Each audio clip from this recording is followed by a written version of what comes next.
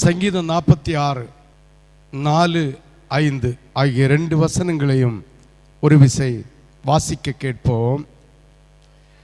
ஒரு நதி உண்டு, அதன் நீர்க்கால்கள் தேவனுடைய நகரத்தையும் உன்னதமானவர் வாசம் பண்ணும் பரிசுத்த ஸ்தலத்தையும் சந்தோஷிப்பிக்கும். தேவன் அதன் நடுவில் இருக்கிறார், அது அசையாது. அதிகாலையிலே தேவன் அதற்கு சகாயம் பண்ணுவார். ஆமென்.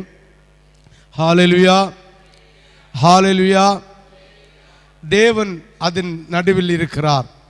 எதன் நடுவில் இருக்கிறார்?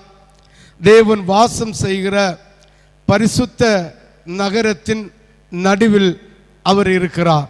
இன்று ஆண்டவரோடு ஆராதித்து துதித்து ஆண்டவருடைய ஸ்தலத்தை மகிமைப்படுத்தின இந்த ஸ்தலத்தில் உன்னோடும் என்னோடும் அவர் இருக்கிறார். ஹல்லேலூயா, ஹல்லேலூயா, ஹல்லேலூயா. ஒரு நதி உண்டு, அதன் நீர்க்கால்கள் தேவனுடைய நகரத்தையும் உன்னதமானவர் வாசம் பண்ணும் பரிசுத்த ஸ்தலத்தையும் சந்தோஷிப்பிக்கும். ஆமென், ஹல்லேலூயா. ஒரு நதி உண்டு, அது பிதாவாகிய தேவன் என்கிற நதி, அது கர்த்தராகிய இயேசு என்கிற நதி, அது பரிசுத்த ஆவியானவராகிய தேவன் என்கிற நதி. இந்த நதி அவருடைய பரிசுத்த ஸ்தலத்தை மகிழ்விக்கும்.